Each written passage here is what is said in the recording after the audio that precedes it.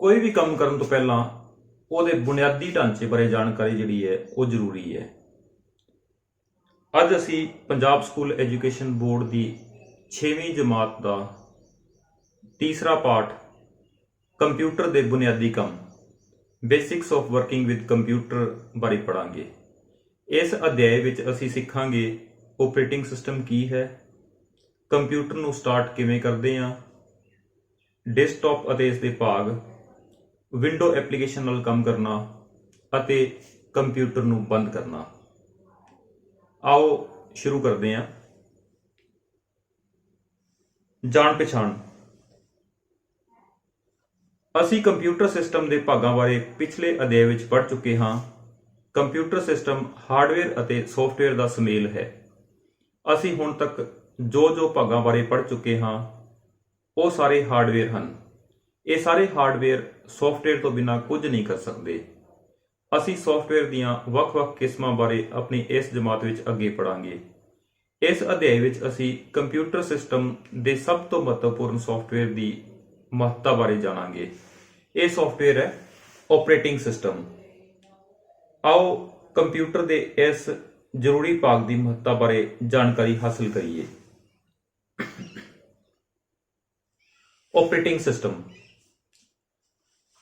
ਉਹ system software ਜੋ ਕਿਸੇ ਵੀ ਹਾਰਡਵੇਅਰ ਜਾਂ ਉਪਕਰਨ ਨੂੰ ਚੱਲਣ ਵਿੱਚ ਮਦਦ ਕਰਦਾ ਹੈ, ਉਸ ਨੂੰ ਓਪਰੇਟਿੰਗ ਸਿਸਟਮ ਕਿਹਾ ਜਾਂਦਾ ਹੈ। ਇਸ ਦਾ ਮੁੱਖ ਕੰਮ ਕਿਸੇ ਵੀ ਮਸ਼ੀਨਰੀ ਨੂੰ ਚਲਾਉਣ ਲਈ ਇੱਕ ਇੰਟਰਫੇਸ ਪ੍ਰਦਾਨ ਕਰਦਾ ਹੈ। ਓਪਰੇਟਿੰਗ ਸਿਸਟਮ ਕੀ ਹੈ? ਕਿਸੇ ਵੀ ਹਾਰਡਵੇਅਰ ਦੇ ਵਿੱਚ ਜਦ ਤੱਕ ਪ੍ਰੋਗਰਾਮਿੰਗ ਨਹੀਂ ਹੋਊਗੀ, ਕੋਈ ਸਿਸਟਮ ਫਾਈਲਸ ਨਹੀਂ ਹੋਣਗੀਆਂ, ਉਦੋਂ ਤੱਕ ਹਾਰਡਵੇਅਰ ਜਿਹੜਾ ਹੈ ਆਪਣੇ ਨਾਲ ਕਮਿਊਨੀਕੇਟ ਨਹੀਂ ਕਰ ਸਕੂਗਾ। ਇੱਥੇ ਇੱਕ ਨਵਾਂ ਸ਼ਬਦ ਸਾਡੇ ਕੋਲ ਹੈ ਇੰਟਰਫੇਸ। ਇਸ ਦਾ ਮੁੱਖ ਕੰਮ ਕਿਸੇ ਵੀ ਮਸ਼ੀਨ ਨੂੰ ਚਲਾਉਣ ਲਈ ਇੱਕ ਇੰਟਰਫੇਸ ਪ੍ਰਦਾਨ ਕਰਨਾ ਹੈ। ਇੰਟਰਫੇਸ ਦਾ ਮਤਲਬ ਹੈ ਅਸੀਂ ਕਮਿਊਨੀਕੇਟ ਕਰਦੇ ਹਾਂ। ਜਿਵੇਂ ਸਾਡਾ ਮੋਬਾਈਲ ਹੈ, ਸਾਡੇ ਮੋਬਾਈਲ ਦੇ ਵਿੱਚ ਕੁਝ ਬੇਸਿਕਸ ਜਿਹੜੇ ਓਪਰੇਟਿੰਗ ਸਿਸਟਮ ਉਹਦੇ ਵਿੱਚ ਪਾਇਆ ਹੁੰਦਾ ਹੈ, ਜਿਹਦੀ ਮਦਦ ਨਾਲ ਅਸੀਂ ਸਕਰੀਨ ਦੇ ਵਿੱਚ ਟੱਚ ਕਰਕੇ ਕਿਸੇ ਪਰਸਨਲ ਫੋਲਡਰ ਨੂੰ ਖੋਲ ਸਕਦੇ ਹਾਂ, ਕੋਈ ਕੰਟੈਕਟ ਸੇਵ ਕਰ ਸਕਦੇ ਹਾਂ, ਗੈਲਰੀ ਵਿੱਚ ਜਾ ਸਕਦੇ ਹਾਂ। ਇਹ ਸਾਰੀਆਂ ਚੀਜ਼ਾਂ ਸਾਨੂੰ ਜਦੋਂ ਉਹਦੇ ਨਾਲ ਕਮਿਊਨੀਕੇਟ ਕਰਨ ਨੂੰ ਅਲਾਉ ਕਰਦੀਆਂ, ਇਹਨੂੰ ਅਸੀਂ ਇੰਟਰਫੇਸ ਕਹਿੰਦੇ ਹਾਂ। ਕੇਵਲ ਕੰਪਿਊਟਰ ਵਿੱਚ ਹੀ ਨਹੀਂ, ਸਗੋਂ ਸਾਰੇ ਹੀ ਡਿਜੀਟਲ ਉਪਕਰਨ ਜਿਵੇਂ ਮੋਬਾਈਲ ਫੋਨ, ਟੈਬਲੇਟ, ਆਈਪੈਡ ਸਭ ਵਿੱਚ ਹੀ ਓਪਰੇਟਿੰਗ ਸਿਸਟਮ ਇੰਸਟਾਲ ਹੁੰਦਾ ਹੈ। ਇਹ ਸੌਫਟਵੇਅਰ ਯੂਜ਼ਰ ਅਤੇ ਮਸ਼ੀਨ ਦੇ ਵਿਚਕਾਰ ਕੰਮ ਕਰਨ ਦੀ ਇੱਕ ਇੰਟਰਫੇਸ ਤਿਆਰ ਕਰਦਾ ਹੈ ਤਾਂ ਜੋ ਲੋੜੀਂਦਾ ਕੰਮ ਕੀਤਾ ਜਾ ਸਕੇ। ਉਦਾਹਰਨ ਲਈ, ਸਾਡੇ ਮੋਬਾਈਲ ਫੋਨ ਵਿੱਚ ਇੰਟਰਫੇਸ ਬਣਾਉਣ ਲਈ ਹੋਮ ਸਕਰੀਨ, ਮੀਨੂ, ਡਾਇਲੌਗ ਬਾਕਸ, ਆਈਕਨਜ਼ ਤੇ ਵਿਜੀਲੈਂਟਸ ਆਦਿ ਮੌਜੂਦ ਹੁੰਦੇ ਹਨ। ਇਸ ਤਰ੍ਹਾਂ ਹੀ ਹਰੇਕ ਕੰਪਿਊਟਰ ਵਿੱਚ ਕੰਮ ਕਰਨ ਲਈ ਡੈਸਕਟਾਪ, ਆਈਕਨ, ਮੀਨੂ ਤੇ ਹੋਰ ਕੰਟਰੋਲ ਹੁੰਦੇ ਹਨ। ਇਸੇ ਤਰ੍ਹਾਂ ਹੀ ਸਾਰੇ ਕੰਟਰੋਲ ਓਪਰੇਟਿੰਗ ਸਿਸਟਮ ਦੁਆਰਾ ਬਣਾਏ ਜਾਂਦੇ ਹਨ ਤੇ ਪ੍ਰਬੰਧ ਕੀਤੇ ਜਾਂਦੇ ਹਨ। ਆਓ ਇਸ ਦੀ ਵਿਆਖਿਆ ਕਰੀਏ। ਓਪਰੇਟਿੰਗ ਸਿਸਟਮ ਕੰਪਿਊਟਰ ਯੂਜ਼ਰ ਅਤੇ ਕੰਪਿਊਟਰ ਹਾਰਡਵੇਅਰ ਵਿਚਕਾਰ ਇੱਕ ਇੰਟਰਫੇਸ ਹੈ। ਇਹ ਕੰਪਿਊਟਰ ਦੇ ਸਾਰੇ ਅੰਦਰੂਨੀ ਕਾਰਜਾਂ ਨੂੰ ਕੰਟਰੋਲ ਕਰਕੇ ਕੰਪਿਊਟਰ ਹਾਰਡਵੇਅਰ ਨੂੰ ਵਰਤੋਂਯੋਗ ਬਣਾਉਂਦਾ ਹੈ। ਅਸੀਂ ਓਪਰੇਟਿੰਗ ਸਿਸਟਮ ਬਹੁਤ ਕਿਸਮਾਂ ਦੇ ਦੇਖੇ ਹੈ। ਹਰ ਇੱਕ ਡਿਜੀਟਲ ਰੂਪ ਵਿੱਚ ਕੰਮ ਕਰਨ ਵਾਲੇ ਉਪਕਰਨ ਦੁਆਰਾ ਵੱਖ-ਵੱਖ ਕੰਮ ਕਰਨ ਲਈ, ਇਸ ਕਰਕੇ ਹਰ ਇੱਕ ਵੱਖਰੀ ਕਿਸਮ ਦਾ ਉਪਕਰਨ ਵੱਖਰੇ ਸੌਫਟਵੇਅਰਾਂ ਦੀ ਜਿਹੜੀ ਲੋੜ ਮਹਿਸੂਸ ਕਰਦਾ ਹੈ। ਉਦਾਹਰਨ ਲਈ, ਇੱਕ ਕੰਪਿਊਟਰ ਜਿਹੜਾ ਹੈ ਉਹਦੇ ਲਈ ਓਪਰੇਟਿੰਗ ਸਿਸਟਮ ਜਿਹੜਾ ਵੱਖਰਾ ਬਣਿਆ ਹੁੰਦਾ ਹੈ। ਸਮਾਰਟਫੋਨ ਹੈ, ਉਹਦੇ ਲਈ ਓਪਰੇਟਿੰਗ ਸਿਸਟਮ ਵੱਖਰਾ ਹੁੰਦਾ ਹੈ। ਓਪਰੇਟਿੰਗ ਸਿਸਟਮ ਦੀਆਂ ਬਹੁਤ ਸਾਰੀਆਂ ਉਦਾਹਰਨਾਂ ਜਿਵੇਂ ਵਿੰਡੋਜ਼, ਮੰਕਤੋਸ਼, ਲਿਨਕਸ, ਡੌਸ, ਐਂਡਰਾਇਡ, ਸੀਬੀਐਨ ਆਦਿ।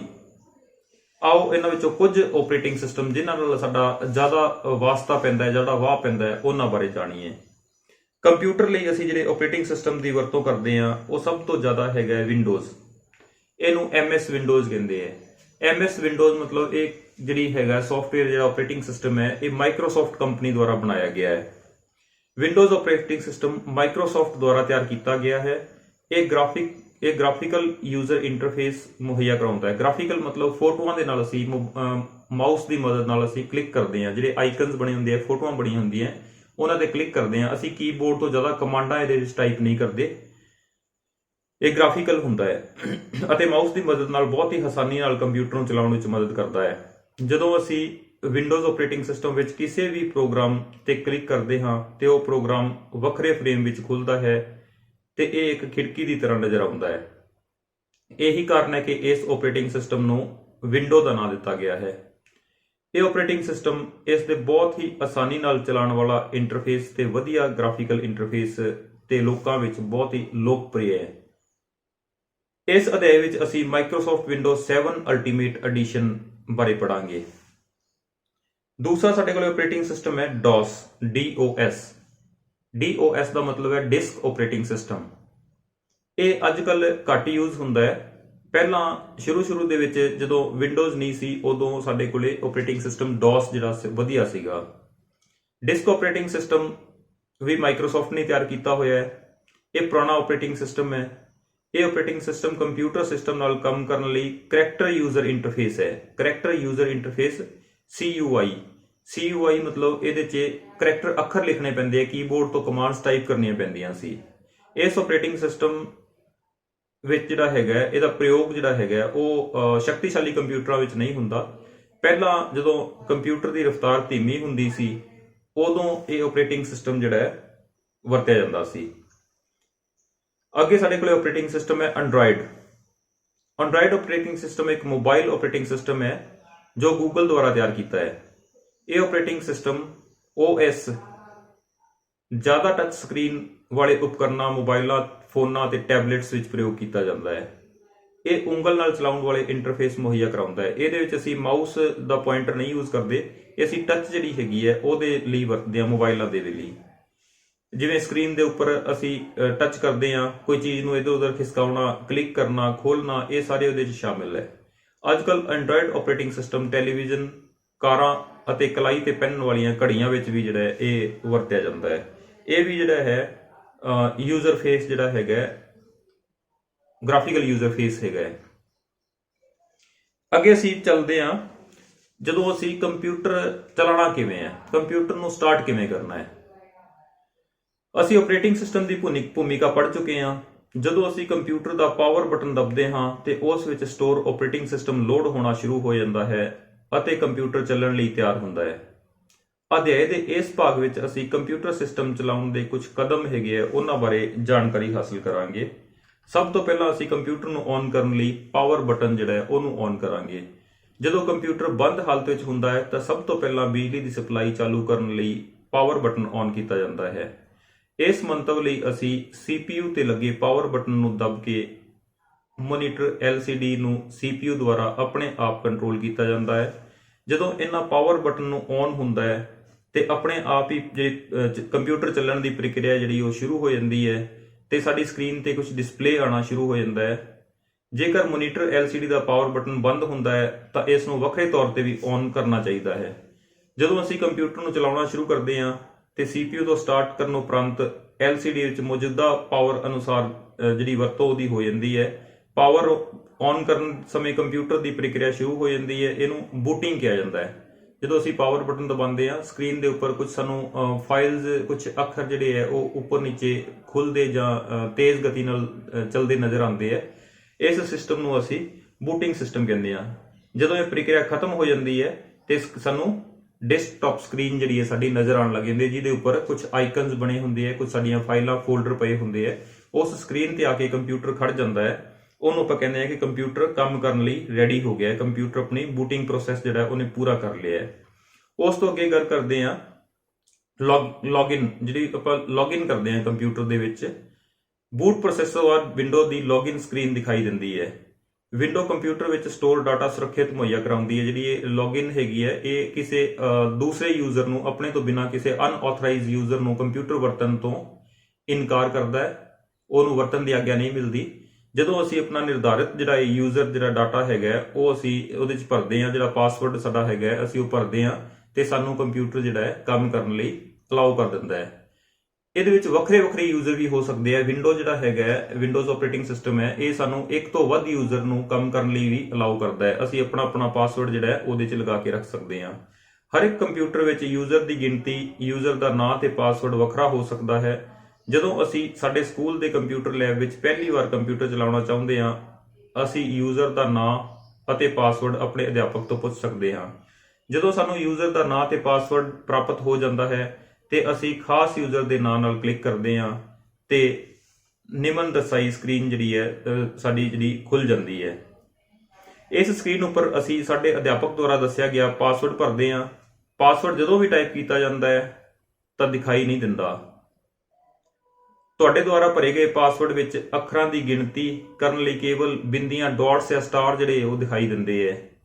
ਆਪਣਾ ਪਾਸਵਰਡ ਧਿਆਨ ਨਾਲ ਭਰੋ ਤੇ ਸਕਰੀਨ ਤੇ ਨਜ਼ਰ ਆ ਰਹੇ ਐਰੋ ਬਟਨ ਨੂੰ ਜਿਹੜਾ ਹੈਗਾ ਉਹਨੂੰ ਦਬਾਓ ਜਾਂ ਐਂਟਰ ਕੀ ਜਿਹੜੀ ਹੈਗੀ ਹੈ ਉਹਨੂੰ ਤੁਸੀਂ ਕਰਦੇ ਹੋ ਤੇ ਸਾਡਾ ਕੰਪਿਊਟਰ ਜਿਹੜਾ ਹੈ ਅਗਲਾ ਪ੍ਰੋਸੈਸ ਸ਼ੁਰੂ ਕਰ ਦਿੰਦਾ ਹੈ। ਜੇਕਰ ਤੁਹਾਡੇ ਦੁਆਰਾ ਭਰਿਆ ਗਿਆ ਪਾਸਵਰਡ ਸਹੀ ਨਹੀਂ ਹੈ ਤੇ ਇਹ ਲੌਗਇਨ ਦੀ ਪ੍ਰਕਿਰਿਆ ਜਿਹੜੀ ਪੂਰੀ ਨਹੀਂ ਹੁੰਦੀ ਤੇ ਕੰਪਿਊਟਰ ਸਟਾਰਟ ਨਹੀਂ ਕਰਦਾ।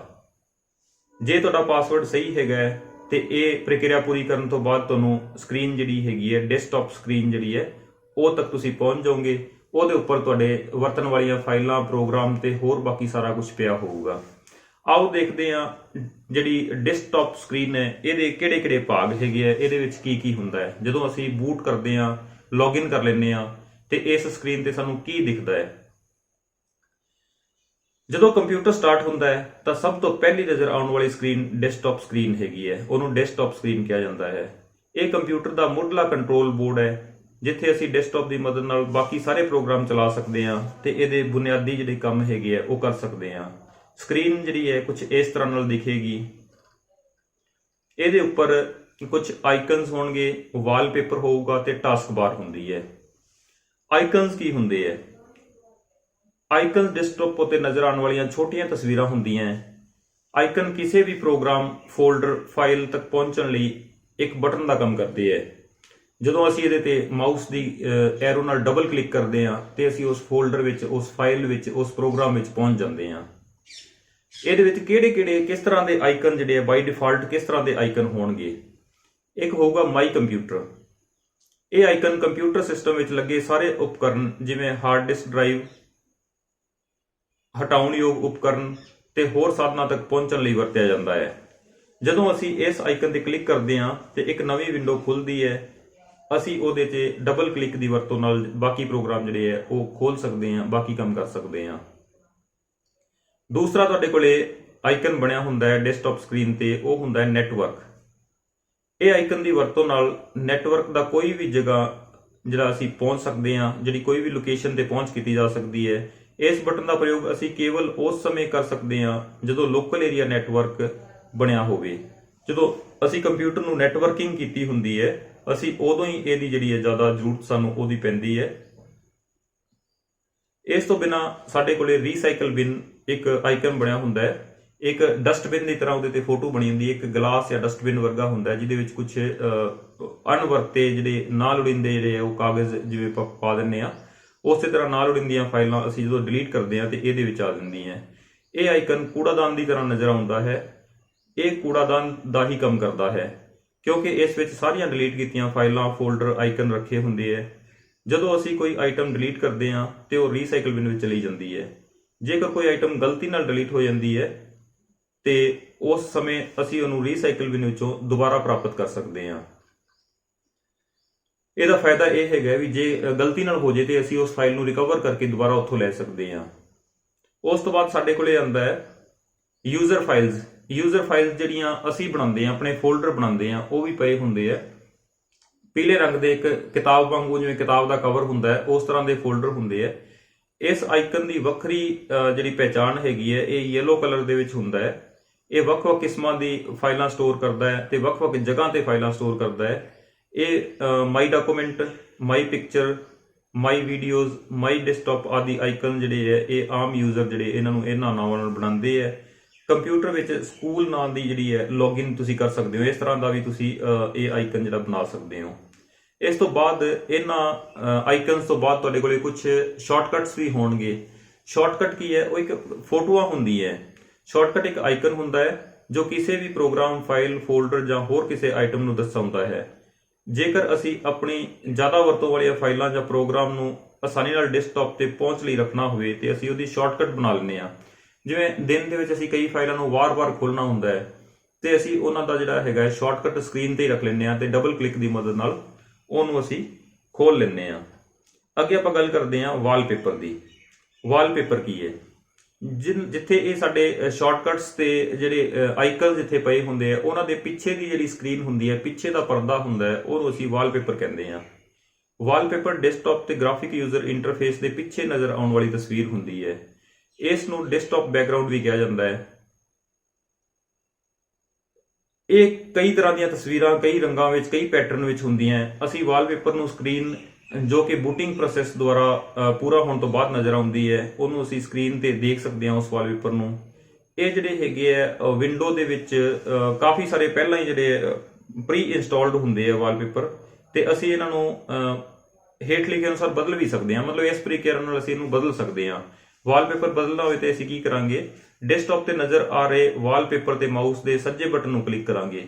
ਕਿਤੇ ਵੀ ਖਾਲੀ ਜਗ੍ਹਾ ਤੇ ਜਾ ਕੇ ਮਾਊਸ ਦਾ ਸੱਜਾ ਬਟਨ ਜਿਹੜਾ ਅਸੀਂ ਕਲਿੱਕ ਕਰਾਂਗੇ ਤੇ ਸਾਨੂੰ ਇੱਕ ਪੌਪਅਪ ਜਿਹੜਾ ਹੈਗਾ ਮੈਨੂ ਜਿਹੜਾ ਸਾਡੇ ਕੋਲੇ ਖੁੱਲ ਜੂਗਾ, ਜਿਹਦੇ ਵਿੱਚ ਅਸੀਂ ਪਰਸਨਲਾਈਜ਼ ਸਭ ਤੋਂ ਨੀਚੇ ਆਪਸ਼ਨ ਹੋਊਗੀ, ਉਹਦੇ ਤੇ ਜਾ ਕੇ ਕਲਿੱਕ ਕਰਾਂਗੇ, ਉਹਨੂੰ ਚੁਣਾਂਗੇ ਤੇ ਇੱਕ ਨਵੀਂ ਵਿੰਡੋ ਜਿਹੜੀ ਆ ਖੁੱਲ ਜੂਗੀ। ਅਸੀਂ ਲੋੜੀਂਦੇ ਥੀਮ ਦੀ ਚੋਣ ਕਰ ਸਕਦੇ ਹਾਂ। ਇਸ ਤੋਂ ਇਲਾਵਾ ਅਸੀਂ ਡੈਸਕਟਾਪ ਵਾਲਪੇਪਰ ਆਪਸ਼ਨ ਦੀ ਮਦਦ ਕਰਕੇ ਆਪਣੀ ਪਸੰਦੀਦਾ ਵਾਲਪੇਪਰ ਵੀ ਚੁਣ ਸਕਦੇ ਹਾਂ। ਜਦੋਂ ਅਸੀਂ ਪਰਸਨਲਾਈਜ਼ ਤੇ ਕਰਦੇ ਹਾਂ ਤੇ ਆ ਸਕਰੀਨ ਸਾਡੇ ਕੋਲ ਖੁੱਲ ਜਾਂਦੀ ਹੈ। ਇੱਥੋਂ ਅਸੀਂ ਆਪਣਾ ਜਿਸ ਤਰ੍ਹਾਂ ਦਾ ਵੀ ਵਾਲਪੇਪਰ ਲਗਾਉਣਾ ਚਾਹੁੰਦੇ ਹਾਂ, ਅਸੀਂ ਉੱਤੇ ਕਲਿੱਕ ਕਰਦੇ ਹਾਂ ਤੇ ਐਂਟਰ ਕਰ ਦਿੰਦੇ ਹਾਂ ਤੇ ਉਹ ਵਾਲਪੇਪਰ ਜਿਹੜਾ ਹੈਗਾ ਉਹ ਚੇਂਜ ਹੋ ਜਾਂਦਾ ਹੈ। ਉਸ ਤੋਂ ਬਾਅਦ ਅਸੀਂ ਗੱਲ ਕਰਦੇ ਹਾਂ ਟਾਸਕ ਬਾਰ ਦੀ। ਜਦੋਂ ਅਸੀਂ ਡੈਸਕਟਾਪ ਸਕਰੀਨ ਤੇ ਪਹੁੰਚੇ ਹੁੰਦੇ ਆ ਤੇ ਆਈਕਨਸ ਤੇ ਫੋਲਡਰ ਹੁੰਦੇ ਆ, ਉਹਦੇ ਪਿਛਲੇ ਪਾਸੇ ਵਾਲਪੇਪਰ ਹੁੰਦਾ ਹੈ। ਸਕਰੀਨ ਦੇ ਥੱਲੇ ਇੱਕ ਪੱਟੀ ਹੁੰਦੀ ਹੈ, ਇੱਕ ਲਾਈਨ ਹੁੰਦੀ ਹੈ, ਜਿੱਥੇ ਅਸੀਂ ਦੇਖਦੇ ਹਾਂ ਇੱਕ ਵਿੰਡੋਜ਼ ਦਾ ਜਿਹੜਾ ਬਣਿਆ ਹੁੰਦਾ ਹੈ, ਗੋਲ ਆਕਾਰ ਦਾ ਵਿੰਡੋਜ਼ ਦਾ ਇੱਕ ਸਾਈਨ ਬਣਿਆ ਹੁੰਦਾ ਹੈ, ਜਿਹਨੂੰ ਅਸੀਂ ਸਟਾਰਟ ਬਟਨ ਕਹਿੰਦੇ ਹਾਂ। ਇਸ ਤੋਂ ਇਲਾਵਾ ਸਾਡੇ ਕੋਲੇ ਕਈ ਹੋਰ ਪ੍ਰੋਗਰਾਮ ਜਿਹੜੇ ਹੈ, ਉਹਨਾਂ ਦੇ ਐਕਟਿਵ ਪ੍ਰੋਗਰਾਮਾਂ ਦੀ ਜਿਹੜੀ ਹੈਗੀ ਆ ਆਈਕਨਸ ਬਣੇ ਹੁੰਦੇ ਆ, ਜਿਵੇਂ ਆਪਣਾ ਇੰਟਰਨੈਟ ਐਕਸਪਲੋਰਰ ਹੋ ਗਿਆ, ਜਾਂ ਵਰਡ ਦੀ ਕੋਈ ਫਾਈਲ ਹੋ ਗਈ, MS ਵਰਡ ਦੀ, ਜਾਂ ਫੋਲਡਰ ਹੋ ਗਏ, ਜਾਂ ਇੰਟਰਨੈਟ ਦੀਆਂ ਹੋਰ ਕੋਈ ਜਿਹੜੀਆਂ ਚੀਜ਼ਾਂ ਸਾਡੇ ਕੋਲੇ ਪੇਂਟ ਜਾਂ ਕੁਝ ਹੋਰ ਚੀਜ਼ਾਂ ਜਿਹੜੀਆਂ ਖੁੱਲੀਆਂ ਉਹ ਹੋ ਸਕਦੀਆਂ। ਦੂਸਰੇ ਪਾਸੇ ਸਾਡੇ ਕੋਲੇ ਹੁੰਦਾ ਹੈ ਇੱਕ ਕਲੌਕ ਅਤੇ ਡੇਟ। ਉੱਥੇ ਸਾਨੂੰ ਟਾਈਮ ਅਤੇ ਤਰੀਕ ਜਿਹੜੀ ਹੈ ਕੰਪਿਊਟਰ ਦੇ ਵਿੱਚ, ਜਿਹੜੀ ਅਸੀਂ ਟਾਈਮ ਤੇ ਤਰੀਕ ਜਿਹੜੀ ਫੀਡ ਕੀਤੀ ਹੋਈ ਹੈ ਉਹ ਸਾਨੂੰ ਨਜ਼ਰ ਆਉਂਦੀ ਹੈ। ਇਸ ਤੋਂ ਇਲਾਵਾ ਨੋਟੀਫਿਕੇਸ਼ਨ ਏਰੀਆ, ਸਿਸਟਮ ਟਰੇ ਆਦਿ ਇਸ ਟਾਸਕ ਬਾਰ ਤੇ ਹੁੰਦੇ ਹੈ। ਟਾਸਕ ਬਾਰ ਕੰਪਿਊਟਰ ਦੇ ਹੇਠਲੇ ਪਾਸੇ ਹੁੰਦੀ ਹੈ। ਇਹ ਬਾਰ ਆਪਰੇਟਿੰਗ ਸਿਸਟਮ ਦਾ ਹਿੱਸਾ ਹੁੰਦੀ ਹੈ। ਇਹ ਸਾਨੂੰ ਸਟਾਰਟ ਬਟਨ ਦੀ ਵਰਤੋਂ ਅਤੇ ਕੁਝ ਹੋਰ ਜਿਹੜੇ ਪ੍ਰੋਗਰਾਮ ਜਿਹੜੇ ਹੈ ਉਹਦੇ ਤੇ ਜਿਹੜੇ ਚੱਲ ਰਹੇ ਹੁੰਦੇ ਆ ਉਹ ਸਾਨੂੰ ਦਿਖਾਉਂਦੀ ਹੈ। ਇਸ ਤੋਂ ਗੱਲ ਕਰਦੇ ਹਾਂ ਆਪਾਂ ਸਟਾਰਟ ਬਟਨ ਕੀ ਹੈ। ਸਟਾਰਟ ਬਟਨ ਦੀ ਮਦਦ ਨਾਲ ਅਸੀਂ ਕੋਈ ਵੀ ਐਪਲੀਕੇਸ਼ਨ ਜਾਂ ਪ੍ਰੋਗਰਾਮ ਸਟਾਰਟ ਕਰ ਸਕਦੇ ਹਾਂ। ਇਹ ਟਾਸਕ ਬਾਰ ਉੱਤੇ ਸਭ ਤੋਂ ਪਹਿਲਾਂ ਸਥਿਤ ਹੁੰਦਾ ਹੈ। ਇਸ ਦਾ ਆਈਕਨ ਜਿਹੜਾ ਹੈ ਉਹ ਇੱਕ ਵਿੰਡੋ ਦੇ ਸਾਈਨ ਵਰਗਾ ਗੋਲ ਹੁੰਦਾ ਹੈ, ਗੋਲ ਫੁੱਟਬਾਲ ਵਰਗਾ, ਤੇ ਉਹਦੇ ਉੱਪਰ 4 ਖਾਨੇ ਇੱਕ ਵਿੰਡੋ ਦੇ ਬਣੇ ਹੁੰਦੇ ਆ। ਇਸ ਦੇ ਉੱਪਰ ਵਿੰਡੋ ਦਾ ਲੋਗੋ ਜਿਹੜਾ ਹੈ ਉਹ ਅਸੀਂ ਕਹਿ ਸਕਦੇ ਹਾਂ ਕਿ ਬਣਿਆ ਹੁੰਦਾ ਹੈ। ਅੱਗੇ ਅਸੀਂ ਗੱਲ ਕਰਦੇ ਹਾਂ ਕੁਇਕ ਲਾਂਚ ਬਾਰ। ਕੁਇਕ ਲਾਂਚ ਬਾਰ ਕੀ ਹੈਗੀ ਹੈ? ਟਾਸਕ ਬਾਰ ਦਾ ਇਹ ਭਾਗ ਸਾਨੂੰ ਕੋਈ ਵੀ ਪ੍ਰੋਗਰਾਮ ਨੂੰ ਸਟਾਰਟ ਬਟਨ ਨੂੰ ਬਿਨਾਂ ਖੋਲੇ ਜਿਹੜੀ ਹੈ ਉਹ ਚਲਾਉਣ ਦੀ ਸੁਵਿਧਾ ਪ੍ਰਦਾਨ ਕਰਦਾ ਹੈ। ਇਸ ਦੇ ਨਾਲ ਹੀ ਥੱਲੜੇ ਪਾਸੇ ਸਾਡੇ ਕੋਲੇ ਕੁਝ ਆਈਕਨਸ ਬਣੇ ਹੁੰਦੇ ਆ, ਉੱਥੇ ਅਸੀਂ ਡਾਇਰੈਕਟ ਕਲਿੱਕ ਕਰਦੇ ਹਾਂ ਤੇ ਸਾਨੂੰ ਸਟਾਰਟ ਬਟਨ ਦੇ ਵਿੱਚੋਂ ਪ੍ਰੋਗਰਾਮ ਲੱਭਣ ਦੀ ਜ਼ਰੂਰਤ ਨਹੀਂ ਹੁੰਦੀ, ਅਸੀਂ ਉਹਨਾਂ ਨੂੰ ਉੱਥੋਂ ਹੀ ਚਲਾ ਸਕਦੇ ਹਾਂ। ਇਸ ਤੋਂ ਬਾਅਦ ਇਹਦੇ ਨਾਲ ਹੀ ਹੁੰਦਾ ਹੈ ਸਿਸਟਮ ਟਰੇ। ਇਹ ਟਾਸਕ ਬਾਰ ਦੇ ਸੱਜੇ ਪਾਸੇ ਹੁੰਦਾ ਹੈ। ਇਸ ਉੱਪਰ ਇੱਕ ਛੋਟਾ ਆਈਕਨ ਲੱਗਿਆ ਹੁੰਦਾ ਹੈ ਜੋ ਸਾਨੂੰ ਆਸਾਨੀ ਨਾਲ ਸਿਸਟਮ ਦੇ ਕੰਮ ਜਿਵੇਂ ਫੈਕਸ, ਪ੍ਰਿੰਟਰ, ਮੋਡਮ, ਵੋਲਿਊਮ ਆਦਿ ਤੱਕ ਪਹੁੰਚ ਕਰਦਾ ਹੈ। ਜੇ ਅਸੀਂ ਕੋਈ ਆਵਾਜ਼ ਵਧਾਣੀ ਘਟਾਣੀ ਹੋਵੇ, ਜਾਂ ਅਸੀਂ ਪ੍ਰਿੰਟਰ ਦੇਖਣਾ ਹੋਵੇ, ਪ੍ਰਿੰਟਰ ਨੂੰ ਕਿਸ ਤਰ੍ਹਾਂ ਦੀ ਕਮਾਂਡ ਮਿਲੀ ਹੋਈ ਹੈ, ਉਹ ਕਿਸ ਵਰਕਿੰਗ ਦੇ ਵਿੱਚ ਹੈਗਾ, ਤੇ ਇਹ ਸਾਰੀ ਜਾਣਕਾਰੀ ਜਿਹੜੀ ਹੈ ਅਸੀਂ ਸਿਸਟਮ ਟਰੀ ਤੋਂ ਲੈ ਸਕਦੇ ਹਾਂ। ਇਹਦੇ ਨਾਲ ਹੀ ਸਾਡੇ ਕੋਲੇ ਹੁੰਦਾ ਹੈ ਨੋਟੀਫਿਕੇਸ਼ਨ ਏਰੀਆ। ਇਸ ਭਾਗ ਟਾਸਕ ਬਾਰ ਵਿੱਚ ਉਹ ਭਾਗ ਹੁੰਦਾ ਹੈ ਜੋ ਸਾਨੂੰ ਕੰਪਿਊਟਰ ਦੇ ਵੱਖ-ਵੱਖ ਉਪਕਰਨਾਂ ਦੀ ਸਥਿਤੀ ਬਾਰੇ ਸੁਨੇਹਾ ਦਿੰਦਾ ਹੈ। ਇਹ ਸਾਨੂੰ ਸਿਸਟਮ ਅਤੇ ਪ੍ਰੋਗਰਾਮ ਦੇ ਉਹ ਆਈਕਨ ਵੀ ਦਿਖਾਉਂਦਾ ਹੈ ਜੋ ਡੈਸਕਟਾਪ ਤੇ ਨਜ਼ਰ ਨਹੀਂ ਆਉਂਦੇ ਸਾਨੂੰ। ਉਸ ਤੋਂ ਬਾਅਦ ਸਾਡੇ ਕੋਲੇ ਆ ਗਿਆ ਕਲੌਕ। ਕਲੌਕ ਦੇ ਵਿੱਚ ਅਸੀਂ ਜਿਹੜਾ ਹੈਗਾ ਟਾਈਮ, ਉਸ ਵੇਲੇ ਦਾ ਜਿਹੜਾ ਟਾਈਮ ਹੈਗਾ ਉਹ ਅਸੀਂ ਦੇਖ ਸਕਦੇ ਹਾਂ ਤੇ ਉਹਨੂੰ ਐਡਜਸਟ ਵੀ ਕਰ ਸਕਦੇ ਹਾਂ। ਟਾਈਮ ਨੂੰ ਜਿਹੜਾ ਆਪਾਂ ਚੇਂਜ ਵੀ ਕਰ ਸਕਦੇ ਹਾਂ। ਇਸ ਤੋਂ ਬਾਅਦ ਸਾਡੇ ਕੋਲੇ ਆ ਜਾਂਦਾ ਹੈ ਐਕਟਿਵ ਪ੍ਰੋਗਰਾਮ। ਟਾਸਕ ਬਾਰ ਦੇ ਇਹ ਹਿੱਸਾ ਜਿਹੜਾ ਹੈ ਇਹ ਕੁਇਕ ਐਕਸੈਸ ਬਾਰ ਸਿਸਟਮ ਟਰੇ ਦੇ ਵਿਚਕਾਰ ਹੁੰਦਾ ਹੈ, ਤੇ ਇਹਦੇ ਤੋਂ ਸਾਨੂੰ ਪਤਾ ਲੱਗਦਾ ਹੈ ਕਿ ਅਸੀਂ ਕਿਸ ਤਰ੍ਹਾਂ ਦੇ ਪ੍ਰੋਗਰਾਮ ਜਿਹੜੇ ਚਲਾਏ ਹੋਏ ਹੈ ਤੇ ਉਹਨਾਂ ਦੇ ਵਿੱਚ ਅਸੀਂ ਕਿਵੇਂ ਪਹੁੰਚ ਕਰ ਸਕਦੇ ਹਾਂ। ਹੁਣ ਆਪਾਂ ਗੱਲ ਕਰਦੇ ਹਾਂ ਵਿੰਡੋਜ਼ ਐਪਲੀਕੇਸ਼ਨ ਦਾ ਕੰਮ। ਜਿਹੜੀ ਵਿੰਡੋਜ਼ ਐਪਲੀਕੇਸ਼ਨ ਹੈ ਉਹਨਾਂ ਦਾ ਕੀ ਕੰਮ ਹੈ। ਮਾਈਕਰੋਸਾਫਟ ਵਿੰਡੋਜ਼ 7 ਸਾਨੂੰ ਪਹਿਲਾਂ ਤੋਂ ਹੀ ਬਣੀ ਹੋਈ ਸਾਰੀਆਂ ਐਪਲੀਕੇਸ਼ਨਾਂ ਮੁਹੱਈਆ ਕਰਾਉਂਦੀ ਹੈ ਜੋ ਕਿ ਵੱਖ-ਵੱਖ ਕੰਮਾਂ ਲਈ ਵਰਤੀਆਂ ਜਾ ਸਕਦੀਆਂ। ਇਹ ਸਾਰੀਆਂ ਐਪਲੀਕੇਸ਼ਨਾਂ ਮੁੱਢਲੇ ਪ੍ਰੋਗਰਾਮ ਹੁੰਦੇ ਹਨ ਅਤੇ ਹਰੇਕ ਕਿਸਮ ਦੀ ਵੱਖਰੀ ਹੁੰਦੀ ਹੈ। ਆਓ ਇਹਨਾਂ ਐਪਲੀਕੇਸ਼ਨਾਂ ਬਾਰੇ ਜਾਣੀਏ। ਸਾਡੇ ਕੋਲੇ ਜਿਹੜੇ ਰੈਡੀ ਟੂ ਯੂਜ਼ ਜਿਹੜੇ ਕੁਝ ਸੌਫਟਵੇਅਰ ਹੁੰਦੇ ਆ, ਉਹ ਅਸੀਂ ਜਿਹੜੀ ਵਿੰਡੋਜ਼ 7 ਦੇ ਵਿੱਚ, ਮਾਈਕਰੋਸਾਫਟ 7 ਦੇ ਵਿੱਚ ਜਿਹੜੀ ਹੈਗੀ ਹੈ, ਉਹਨਾਂ ਬਾਰੇ ਦੇਖਦੇ ਹਾਂ ਕਿ ਕਿਹੜੇ ਸਾਡੇ ਕੋਲੇ ਪ੍ਰੋਗਰਾਮ ਜਿਹੜੇ ਪ੍ਰੀ ਇੰਸਟਾਲਡ ਹੈ ਤੇ ਉਹਨਾਂ ਦੀ ਅਸੀਂ ਕਿਵੇਂ ਤੇ ਕਿਸ ਕੰਮਾਂ ਲਈ ਵਰਤੋਂ ਕਰ ਸਕਦੇ ਹਾਂ। ਸਭ ਤੋਂ ਪਹਿਲਾਂ ਅਸੀਂ ਗੱਲ ਕਰਦੇ ਹਾਂ ਨੋਟਪੈਡ। ਨੋਟਪੈਡ ਕੀ ਹੈ? ਇਹ ਇੱਕ ਕਾਪੀ ਵਾਂਗੂ ਹੀ ਹੈ, ਜਿਵੇਂ ਸਾਡੇ ਕੋਲੇ ਇੱਕ ਕਾਪੀ ਤੇ ਪੈਨ ਹੁੰਦਾ ਹੈ, ਇਸੇ ਤਰ੍ਹਾਂ ਇਹ ਮਾਈਕਰੋਸਾਫਟ ਵਿੰਡੋ ਦਾ ਇੱਕ ਸਧਾਰਨ ਟੈਕਸਟ ਐਡੀਟਰ ਹੁੰਦਾ ਹੈ। ਇਹ 'ਚ ਅਸੀਂ ਟੈਕਸਟ ਐਡਿਟ ਕਰ ਸਕਦੇ ਹਾਂ। ਇਸ ਦਾ ਮੁੱਖ ਪ੍ਰਯੋਗ ਅੱਖਰ ਆਧਾਰਿਤ ਡਾਟਾ ਟਾਈਪ ਕਰਨ ਲਈ ਹੁੰਦਾ ਹੈ। ਇਹ ਕੋਈ ਵੀ ਕੇਵਲ ਅੱਖਰਾਂ ਵਾਲੀ ਡਾਟਾ ਫਾਈਲ ਤਿਆਰ ਕਰ ਸਕਦਾ ਹੈ ਅਤੇ ਸਭ ਤੋਂ ਸਧਾਰਨ ਐਪਲੀਕੇਸ਼ਨ ਹੈ। ਇਸ ਐਪਲੀਕੇਸ਼ਨ ਵਿੱਚ ਵੱਖ-ਵੱਖ ਭਾਸ਼ਾਵਾਂ ਨਾਲ ਇਹ ਜਿਹੜੀ ਪ੍ਰੋਗਰਾਮਿੰਗ ਕੀਤੀ ਹੁੰਦੀ ਹੈ, HTML, ਜਾਵਾ ਆਦਿ ਦੀ ਕੋਡਿੰਗ ਫਾਈਲਾਂ ਨਾਲ ਤਿਆਰ ਕੀਤਾ ਜਾਂਦਾ ਹੈ। ਸੋ ਅਸੀਂ ਸਿੰਪਲ ਭਾਸ਼ਾ ਵਿੱਚ ਕਹਿ ਸਕਦੇ ਹਾਂ ਕਿ ਨੋਟਪੈਡ ਕਿਹੜੀ ਹੈਗੀ ਆਪਣੀ ਕਾਪੀ ਦੀ ਤਰ੍ਹਾਂ ਹੈ ਤੇ ਪੈਨ ਨਾਲ ਅਸੀਂ ਇਹਦੇ ਤੇ ਕੁਝ ਵੀ ਲਿਖ ਸਕਦੇ ਹਾਂ, ਪਰ ਅਸੀਂ ਸਿਰਫ ਟੈਕਸਟ ਬਾਰੇ ਹੀ ਲਿਖ ਸਕਦੇ ਹਾਂ ਤੇ ਇਹ ਬਹੁਤ ਸੌਖਾ ਹੁੰਦਾ ਹੈ। ਸਭ ਤੋਂ ਪਹਿਲਾਂ ਜਿਹੜਾ ਸਿੱਖਦਾ ਹੈ, ਸਿੱਖਿਆਰਥੀ ਲਈ ਸਭ ਤੋਂ ਪਹਿਲਾਂ ਕੰਮ ਕਰਨਾ ਜਿਹੜਾ ਨੋਟਪੈਡ ਬਹੁਤ ਵਧੀਆ ਹੁੰਦੀ ਹੈ। ਤੇ ਅਸੀਂ ਨੋਟਪੈਡ ਨੂੰ ਕਿਵੇਂ ਚਲਾਵਾਂਗੇ? ਪਹਿਲਾਂ ਸਟਾਰਟ ਬਟਨ ਤੇ ਕਲਿੱਕ ਕਰਾਂਗੇ, ਫਿਰ ਅਸੀਂ ਆਲ ਪ੍ਰੋਗਰਾਮ ਦੀ ਆਪਸ਼ਨ ਵਿੱਚ ਜਾਵਾਂਗੇ, ਫਿਰ ਅਸੈਸਰੀਜ਼ ਵਿੱਚ ਜਾਵਾਂਗੇ ਤੇ ਅੱਗੇ ਨੋਟਪੈਡ ਤੇ ਕਲਿੱਕ ਕਰਾਂਗੇ ਤੇ ਅਸੀਂ ਨੋਟਪੈਡ ਦੇ ਵਿੱਚ ਕੁਝ ਲਿਖ ਸਕਾਂਗੇ। ਸਾਡੇ ਕੋਲ ਨੋਟਪੈਡ ਦਾ ਸੌਫਟਵੇਅਰ ਜਿਹੜਾ ਹੈ ਉਹ ਚਾਲੂ ਹੋ ਜੂਗੀ, ਐਪਲੀਕੇਸ਼ਨ ਜਿਹੜੀ ਹੈ ਉਹ ਚਾਲੂ ਹੋ ਜੂਗੀ। ਜਾਂ ਆਪਾਂ ਹੋਰ ਕਿਵੇਂ ਕਰ ਸਕਦੇ ਹਾਂ? ਸਟਾਰਟ ਬਟਨ ਤੇ ਕਲਿੱਕ ਕਰਾਂਗੇ ਤੇ ਉਸ ਤੋਂ ਬਾਅਦ ਸਰਚ ਦੇ ਵਿੱਚ ਨੋਟਪੈਡ ਲਿਖਾਂਗੇ ਤੇ ਸਾਡੇ ਕੋਲੇ ਜਿਹੜੀ ਨੋਟਪੈਡ ਆ ਜੂਗੀ ਤੇ ਉਹਦੇ ਤੇ ਕਲਿੱਕ ਕਰਕੇ ਤੇ ਐਂਟਰ ਕਰਾਂਗੇ। ਇਸ ਤਰੀਕੇ ਨਾਲ ਵੀ ਅਸੀਂ ਨੋਟਪੈਡ ਖੋਲ ਸਕਦੇ ਹਾਂ। ਇਸ ਤੋਂ ਇਲਾਵਾ ਸਾਡੇ ਕੋਲੇ ਵਰਡਪੈਡ ਵੀ ਇੱਕ ਐਪਲੀਕੇਸ਼ਨ ਹੈਗੀ ਹੈ। ਇਹ ਇੱਕ ਰਿਚ ਟੈਕਸਟ ਜਿਹੜੀ ਹੈ ਉਹ ਫਾਰਮੈਟ ਪ੍ਰੋਸੈਸਿੰਗ ਹੈਗਾ। ਜਿਹੜੀ ਨੋਟਪੈਡ ਤੋਂ ਜ਼ਿਆਦਾ ਵਧੀਆ ਜਿਹੜਾ ਹੈਗਾ ਉਹ ਵਰਡਪੈਡ ਹੈਗਾ। ਇਹਦੇ ਵਿੱਚ ਅਸੀਂ ਟੈਕਸਟ ਨੂੰ ਵੱਡੇ, ਛੋਟੇ, ਬੋਲਡ, ਅੰਡਰਲਾਈਨ ਜਾਂ ਹੋਰ ਕਈ ਡਿਜ਼ਾਈਨਾਂ ਦੇ ਵਿੱਚ ਵੀ ਲਿਖ ਸਕਦੇ ਹਾਂ। ਅਸੀਂ ਇਸ ਐਪਲੀਕੇਸ਼ਨ ਦੀ ਵਰਤੋਂ ਕਰਕੇ ਕੋਈ ਵੀ ਫਾਰਮੈਟਿੰਗ ਸਹਿਤ ਡਾਕੂਮੈਂਟ ਤਿਆਰ ਕਰ ਸਕਦੇ ਹਾਂ। ਮਤਲਬ ਕਿਸੇ ਵੀ ਫਾਰਮੈਟ ਦੇ ਵਿੱਚ ਡਾਕੂਮੈਂਟ ਅਸੀਂ ਕਰਨਾ ਹੋਵੇ ਕਰਦੇ ਹਾਂ। ਇਸ ਐਪਲੀਕੇਸ਼ਨ ਦਾ ਪ੍ਰਯੋਗ ਪੱਤਰ ਲਿਖਣ ਲਈ ਜਾਂ ਅੱਖਰ ਜਾਂ ਡਾਟਾ, ਅੱਖਰਾਂ ਨਾਲ ਜਿਹੜਾ ਵੀ ਡਾਟਾ ਤਿਆਰ ਕੀਤਾ ਜਾਂਦਾ ਹੈ ਉਹਦੇ ਲਈ ਅਸੀਂ ਕਰ ਸਕਦੇ ਹਾਂ। ਇਸ ਤੋਂ ਇਲਾਵਾ ਇਸ ਡਾਕੂਮੈਂਟ ਵਿੱਚ ਕੋਈ ਵੀ ਗ੍ਰਾਫਿਕਸ ਜਿਵੇਂ ਚਾਰਟ, ਪਿਕਚਰ, ਕਲਿੱਪ, ਆਰਟ ਆਦਿ ਵੀ ਦਾਖਲ ਜਿਹੜੇ ਹੈ ਉਹ ਨਹੀਂ ਕੀਤੇ ਜਾ ਸਕਦੇ ਇਸ ਪ੍ਰੋਗਰਾਮ ਦੇ ਵਿੱਚ। ਸਿਰਫ ਜਿਹੜੇ ਆਪਾਂ ਕੀ ਕਵਾਂਗੇ, ਸਿਰਫ ਜਿਹੜੇ ਹੈ ਅੱਖਰਾਂ ਨਾਲ ਹੀ ਆਪਾਂ ਇਹਦੇ 'ਚ ਲਿਖਾਂਗੇ।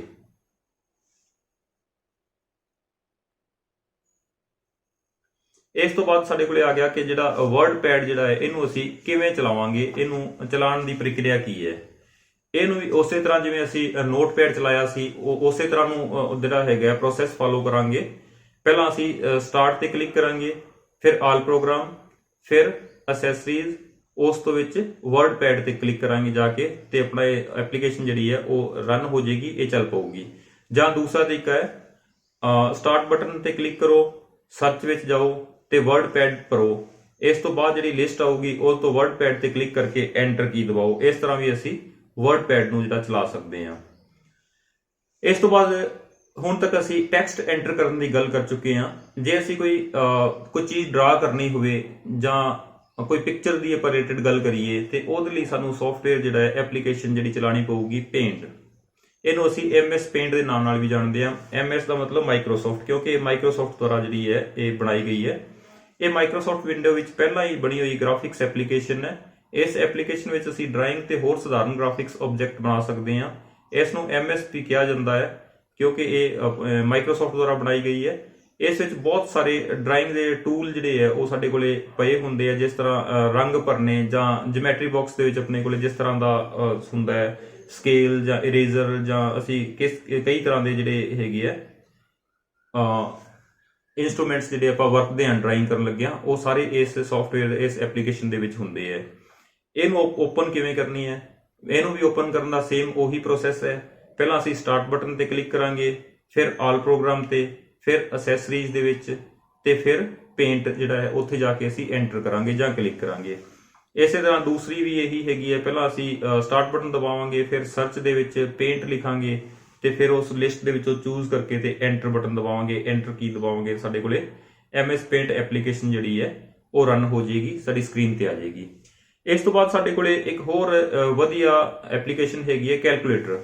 ਕੈਲਕੂਲੇਟਰ ਦੀ ਵਰਤੋਂ ਸਾਨੂੰ ਕਈ ਕੰਮਾਂ ਲਈ ਹੁੰਦੀ ਹੈ। ਜੋੜ ਘਟਾਓ ਗੁਣਾ ਭਾਗ ਜਦੋਂ ਅਸੀਂ ਕਰਦੇ ਹਾਂ ਤੇ ਸਾਨੂੰ ਕੈਲਕੂਲੇਟਰ ਦੀ ਲੋੜ ਹੁੰਦੀ ਹੈ। ਮਾਈਕਰੋਸਾਫਟ ਵਿੰਡੋ ਦੀ ਇਸ ਐਪਲੀਕੇਸ਼ਨ ਦਾ ਪ੍ਰਯੋਗ ਗਣਨਾਵਾਂ ਨਾਲ ਸੰਬੰਧਿਤ ਕੀਤਾ ਜਾਂਦਾ ਹੈ। ਅਸੀਂ ਇਸ ਐਪਲੀਕੇਸ਼ਨ ਦੀ ਵਰਤੋਂ ਉਸ ਤਰੀਕੇ ਨਾਲ ਹੀ ਕਰ ਸਕਦੇ ਹਾਂ ਜਿਸ ਤਰੀਕੇ ਨਾਲ ਵਾਸਤਵਿਕ ਕੰਪਿਊਟਰ ਜਿਹੜਾ ਹੈ, ਵਾਸਤਵਿਕ ਕੈਲਕੂਲੇਟਰ ਜਿਹੜਾ ਅਸੀਂ ਵਰਤਦੇ ਹਾਂ, ਉਸੇ ਤਰ੍ਹਾਂ ਦਾ ਕੈਲਕੂਲੇਟਰ ਜਿਹੜਾ ਹੈ ਸਾਡੇ ਕੋਲੇ ਇਹ ਇੱਥੇ ਆ ਜਾਂਦਾ ਹੈ, ਸਕਰੀਨ ਤੇ ਆ ਜਾਂਦਾ ਹੈ। ਇਹਨੂੰ ਵੀ ਅਸੀਂ ਐਪਲੀਕੇਸ਼ਨ ਨੂੰ ਰਨ ਉਸੇ ਤਰੀਕੇ ਨਾਲ ਕਰਾਂਗੇ। ਪਹਿਲਾਂ ਸਟਾਰਟ ਬਟਨ, ਫਿਰ ਆਲ ਪ੍ਰੋਗਰਾਮ, ਅਸੈਸਰੀਜ਼ ਤੇ ਇਸ ਤੋਂ ਬਾਅਦ ਕੈਲਕੂਲੇਟਰ ਤੇ ਅਸੀਂ ਐਂਟਰ ਕਰਾਂਗੇ ਜਾਂ ਕਲਿੱਕ ਕਰਾਂਗੇ। ਜਾਂ ਦੂਸਰਾ ਤਰੀਕਾ, ਸਰਚ ਦੇ ਵਿੱਚ ਆਪਣੇ ਸਟਾਰਟ ਤੋਂ ਸਰਚ ਦੇ ਵਿੱਚ ਜਿਹੜੀ ਸਰਚ ਸਿਲੈਕਟ ਕਰੋ, ਉਸ ਤੋਂ ਬਾਅਦ ਉੱਥੇ ਕੈਲਕੂਲੇਟਰ ਭਰੋ ਤੇ ਜਿਹੜੀ ਲਿਸਟ ਦੇ ਵਿੱਚੋਂ ਤੁਹਾਨੂੰ ਜਦੋਂ ਸਾਹਮਣੇ ਸਿਲੈਕਟ ਕਰਕੇ ਤੇ ਐਂਟਰ ਕੀ ਦਬਾਓ। ਇਸ ਤੋਂ ਬਾਅਦ ਸਾਡੇ ਕੋਲੇ ਇੱਕ ਨਵੀਂ ਆਪਸ਼ਨ ਜਿਹੜੀ ਹੈਗੀ ਹੈ ਉਹ ਆਂਦੀ ਹੈ ਰਨ ਬਾਕਸ। ਰਨ ਬਾਕਸ ਕੀ ਹੈ ਤੇ ਅਸੀਂ ਇਹਦੀ ਵਰਤੋਂ ਕਿਵੇਂ ਕਰਦੇ ਹਾਂ, ਆਓ ਜਾਣੀਏ। ਰਨ ਬਾਕਸ ਕਿਸੇ ਵੀ ਪ੍ਰੋਗਰਾਮ ਨੂੰ ਨਾਲ ਖੋਲ੍ਹਣ ਵਿੱਚ ਮਦਦ ਕਰਦਾ ਹੈ। ਕੋਈ ਵੀ ਕੰਪਿਊਟਰ ਦੇ ਵਿੱਚ ਫਾਈਲ ਪਈ ਹੈ, ਕਈ ਵਾਰੀ ਅਸੀਂ ਕਿਤੇ ਫਾਈਲ ਸੇਵ ਕਰ ਦਿੰਦੇ ਹਾਂ, ਸਾਨੂੰ ਉਹਦੀ ਲੋਕੇਸ਼ਨ ਭੁੱਲ ਜਾਂਦੀ ਹੈ ਫਾਈਲ ਕਿੱਥੇ ਹੈ, ਤੇ ਅਸੀਂ ਰਨ ਬਾਕਸ ਦੇ ਵਿੱਚ ਜਾ ਕੇ ਜਦੋਂ ਉਹਦਾ ਨਾਂ ਭਰਾਂਗੇ ਤੇ ਸਾਨੂੰ ਉਹਦੀ ਲੋਕੇਸ਼ਨ ਤੇ ਉਹ ਫਾਈਲ ਜਿਹੜੀ ਹੈ ਉਹ ਰਨ ਬਾਕਸ ਜਿਹੜਾ ਲੱਭ ਕੇ ਸਾਡੇ ਸਾਹਮਣੇ ਦਿਖਾ ਦੇਊਗਾ। ਇਸ ਦੀ ਖਾਸ ਜਿਹੜੀ ਮਦਦ ਅਸੀਂ ਕਰਦੇ ਹਾਂ, ਮੈਨੂ ਬਾਰ ਵਿੱਚ ਜਾ ਕੇ ਪ੍ਰੋਗਰਾਮ ਨੂੰ ਚਲਾਉਣ ਦੀ ਬਜਾਏ ਅਸੀਂ ਸਿੱਧੇ ਹੀ ਪ੍ਰੋਗਰਾਮ ਚਲਾ ਸਕਦੇ ਹਾਂ। ਕੰਪਿਊਟਰ ਵਿੱਚ ਹਰ ਇੱਕ ਪ੍ਰੋਗਰਾਮ ਦੀ ਇੱਕ ਐਗਜ਼ੀਕਿਊਟੇਬਲ ਫਾਈਲ ਦੇ ਰੂਪ ਵਿੱਚ ਹੁੰਦਾ ਹੈ। ਉਦਾਹਰਨ ਲਈ MS ਪੇਂਟ ਦੀ ਫਾਈਲ ਦਾ ਨਾਂ ਤੁਸੀਂ ਕੋਈ ਵੀ ਪੀਬੀ ਬ੍ਰਸ਼ ਤੁਸੀਂ ਲਿਖਿਆ ਹੈ, ਨੋਟਪੈਡ ਦੀ ਫਾਈਲ ਦਾ ਨਾਂ ਨੋਟਪੈਡ, ਤੇ ਵਰਡਪੈਡ ਦਾ ਵਰਡਪੈਡ ਜਿਹੜਾ ਹੈਗਾ, ਕੈਲਕੂਲੇਟਰ ਦੀ ਫਾਈਲ ਦਾ CALC ਜਿਹੜਾ ਹੈ ਉਹ ਹੁੰਦਾ ਹੈ। ਸਾਨੂੰ ਰਨ ਬਾਕਸ ਵਿੱਚ ਪ੍ਰੋਗਰਾਮ ਖੋਲ੍ਹਣ ਲਈ ਫਾਈਲ ਦਾ ਸਹੀ ਨਾਂ ਟਾਈਪ ਕਰਨਾ ਪੈਂਦਾ ਹੈ। ਜੇ ਅਸੀਂ ਨਾਮ ਸਹੀ ਟਾਈਪ ਨਹੀਂ ਕਰਾਂਗੇ ਤੇ ਉਹ ਸਾਨੂੰ ਫਾਈਲ ਜਿਹੜੀ ਹੈ ਉਹ ਨਹੀਂ ਦਿਖਾ ਸਕੂਗਾ। ਮੰਨ ਲਓ ਸਪੋਜ਼ ਅਸੀਂ ਕੈਲਕੂਲੇਟਰ ਖੋਲ੍ਹਣਾ ਹੈ ਤੇ ਅਸੀਂ ਰਨ ਕਮਾਂਡ ਵਿੱਚ CALC ਅਸੀਂ ਲਿਖਾਂਗੇ ਤੇ ਉਹ ਕੈਲਕੂਲੇਟਰ ਜਿਹੜਾ ਹੈ ਉਹ ਓਪਨ ਹੋ ਜਾਏਗਾ।